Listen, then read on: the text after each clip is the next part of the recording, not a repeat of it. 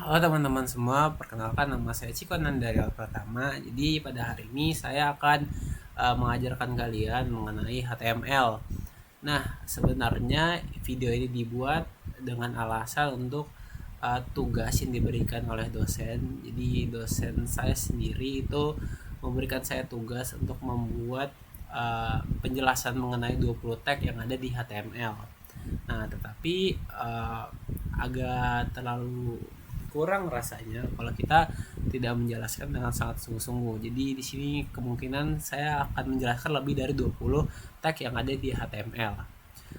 Sebelum kita masuk ke tag-tag yang ada di HTML, HTML sendiri itu mempunyai kepanjangan yaitu Hypertext Markup Language. Nah, jadi HTML ini berguna untuk markup language atau sebagai pondasi awal dari suatu website. Nah, bisa dilihat di sini, maaf, uh, di sini uh, yang saya gunakan itu adalah Web3 School, dimana nih adalah website yang sangat lengkap ya teman-teman, untuk kita mau belajar HTML, CSS, JavaScript, SQL dan berbagai bahasa lainnya. Nah, jadi kita mulai dulu dari Web3 School. Nah, bisa dilihat di sini. Di sini kan ada banyak nih. Tapi saya mau menjelaskan dari dasarnya dulu. Misalnya nih doctype. Doctype itu apa sih?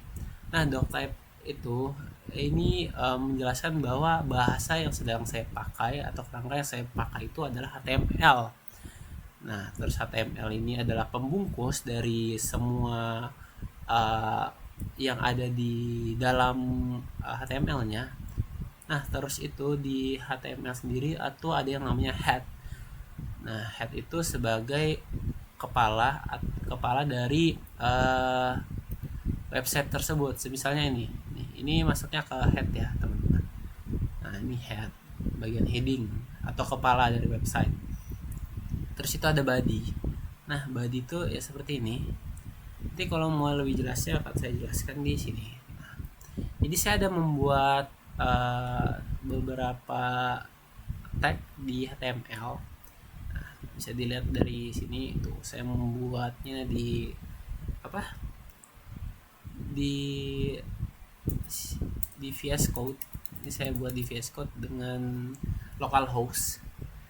Nah, bisa dilihat tadi doctype itu artinya doctype ini uh, kita tuh agar website itu tahu kalau kita sedang menggunakan yang namanya bahasa HTML atau markup HTML. Jadi kalau nggak ada ini bisa-bisa suatu website itu nggak tahu kalau ini memakai HTML atau ya gitu.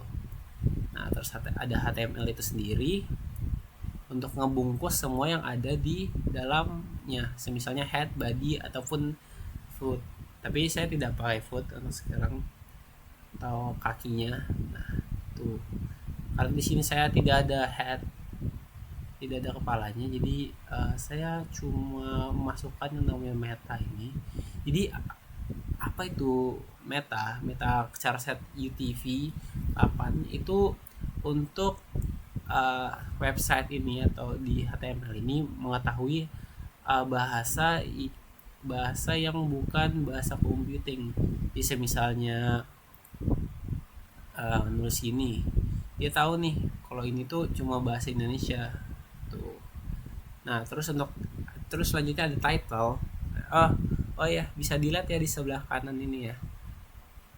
Nah, biar lebih jelas, ada title, di mana title ini itu artinya judul. Nah, untuk judul sendiri itu nggak tampil di dalam website atau itu cuma sebagai judul ketika kita mau. Nah, tuh. Terus ini ada juga style. Mana style tuh biasanya masuk di head. Tuh, style. Nah, ini tapi nggak masuk ya ke materi kita kali ini. Karena ini cuma CSS biasa untuk memperjelas lah nanti pembelajaran HTML kita pada hari ini.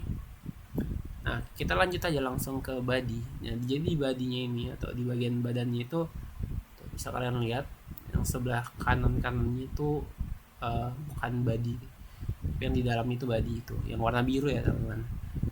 atau kalau kita buka tuh ada beberapa head atau beberapa div atau apa ya bahasanya, kayak strukturnya gitu loh. Tuh di setiapnya tuh ada batu tuh untuk memperjelasnya. Kita masuk ke paling awal ya dulu teman-teman. Nah ini ada head atau head 1 ini bisa dibilang sebagai judul. Jadi head ini biasanya digunakan orang-orang sebagai judul. Jadi kalau kalian mau bikin judul di website kalian itu pakai H1. Oh ya sebelumnya, oh ya sudah tadi ya untuk body ya. Nah kedua itu ada H2 atau head 2 ya, itu ini sebagai sub judul. Nah di sini bisa dilihat di mana belajar HTML dasar sama contoh 20 tag HTML itu berbeda di bagian ukuran. Jadi head 1 itu sama head 2 itu beda di ukuran. Nah kita langsung lanjut aja ke take P. Nah HTML adalah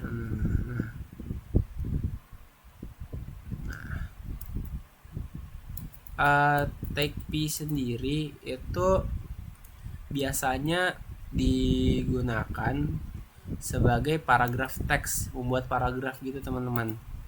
Nah di sini kan bisa dilihat tuh ada paragraf di bawahnya. Ini tag P itu biasa digunakan sebagai paragraf.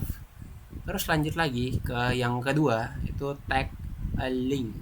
Nah biasanya kan ada sering tuh di website ataupun di website, karena kita sedang belajar website sekarang, itu menaruh link di sela-sela websitenya. Nah gimana sih cara kita mau menggunakan kita mau naruh website itu bisa dengan cara terus itu ref dengan link YouTube-nya. Nah jadi kalau kita klik ini kita bakal masuk ke YouTube. Nah benar, YouTube. Nah terus itu ini ada blank itu buat masuk ke nanti. Nah ini buat menamakan YouTube. Ini bisa saya ganti sebagai, bisa diganti di sini. Oh enggak, kita ganti di HTML-nya. Itu bisa saya ganti apapun. Semisalnya nama saya Ciko. Tuh. Bentar. Ini akan terganti harusnya kalau saya restart tuh di Ciko. Itu bisa diganti di sini, di bagian sini. Maaf agak error. Nah terus itu ada lagi di bagian div. Oh ya sebelumnya ada box, itu untuk mengotakan ini ya teman-teman. Class box tuh. Terus itu ada di bagian tag image tuh. Untuk tag image sendiri itu dengan cara menggunakan tag img.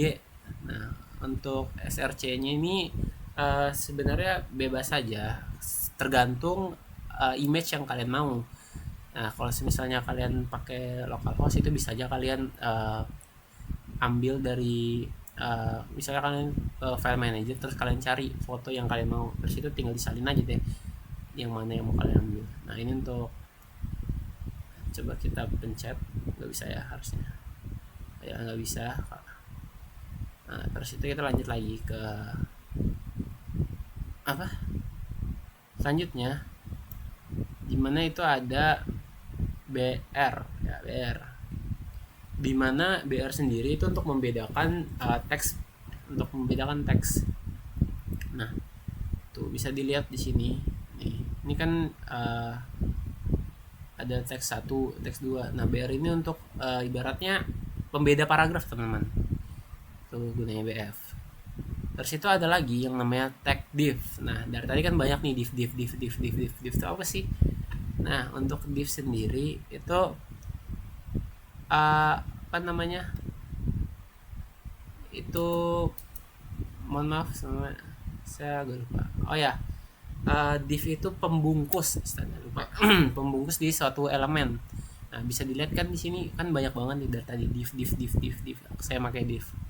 Nah, gunanya div sendiri itu untuk membungkus elemen-elemennya, untuk membedakan tuh. Misalnya 1 2 3 4 5 itu kan beda-beda tuh. Nah, itulah gunanya div untuk jadinya nggak berantakan lah. Kalau misalnya saya hapus nih salah satu divnya, misalnya saya hapus div sini, tuh ada yang hapus, coba saya cek, tuh saya delete kan langsung berantakan kan. Nah, itu gunanya div ya teman-teman. Nah, kalau saya balik lagi, duh, ya. Mohon maaf sebelumnya, agak jaringan saya agak nge-lag ini. Tapi apa? Mungkin bisa kita lanjut aja. Nggak apa-apa ini jelek. Yang penting ada isinya teman-teman ya. Kita lanjut lagi ke mana tadi? Di waduh, hilang nih. Ini kali ya. Ya betul. Tadi kita lanjut lagi ke mana div sudah. Kita lanjut ke yang keenam. Ada text span. Apa sih text span itu? Nah, jadi text span sendiri itu untuk membedakan suatu nama di paragraf ya. Pokoknya ini membungkus teks tanpa pindah baris. Paham aja kan maksudnya, kayak kita bisa memberi warna nih, membedakan gitu mau yang mana. Tuh bisa dilihat di sini. Ini kan ini contoh. Tuh ada ini contoh di dalam paragraf. Nah, ini kita bisa bedakan suatu teks itu dengan text span. Dengan text span, benar. Jadi gunanya text span sendiri itu biasanya untuk misalnya meng-highlight suatu kata di dalam website. Nah, kita lanjut lagi ke tag ul. Apa sih itu tag ul? Nah, jadi tag ul sendiri bisa dilihat di sini. Apa perbedaannya dengan yang atas-atas? Ya benar, ini kan ada dot gitu ya. Nah, itu gunanya buat buletin atau bulat lah, bisa dibilang titik-titik di sampingnya. Tuh ini kan ada HTML titik. Nah, itu kegunaan dari ul. Nah, terus untuk li sendiri itu kegunaannya sebagai mana li? Tuh, item di dalam di dalamnya itu ada apa aja. Tuh, ul ini sebagai titik-titiknya. Tuh, ul ngebungkus, dan ul ini juga berguna untuk ngebungkus semua yang ada di dalam sini. Nah, li itu apa? Li itu ya untuk membedakan yang mana. Bisa dilihat di sini ada HTML, CSS, terus itu JavaScript. Terus ada tag all. Tag all ini hampir sama dengan ul, dimana all ini guna untuk memberi penomoran. Tuh. Terus tag strong, kita buka bentar. Ini sudah tadi tag strong ya. Jadi tag strong sendiri itu menandai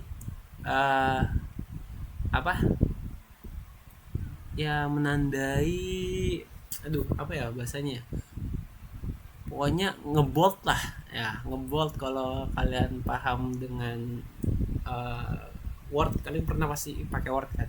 Nah, jadi kegunaannya itu untuk ngebold. Terus itu ada tag tag Nah, kita lihat dulu. Nah, tag sendiri itu digunakan untuk sebagai, salah sini ini namanya apa ya, identifying kalau nggak salah ya, untuk jadiin miring. Tuh. Adapun namanya tag HR, dimana tag HR ini berguna untuk membuat garis horizontal. Nah, jadi berguna biasanya untuk membedakan suatu gitulah. Nah, mungkin bisa saya cukupkan saja untuk pelajaran kita hari ini, karena lumayan lama ternyata ya. Kalau misalnya saya lanjut nih bisa sampai besok kali ya. Mungkin terima kasih sudah menonton. Terima kasih juga Pak dosen yang telah memberikan saya tugas ini. Saya ucapkan terima kasih sebanyak-banyaknya. Selamat malam dari saya dan sampai jumpa.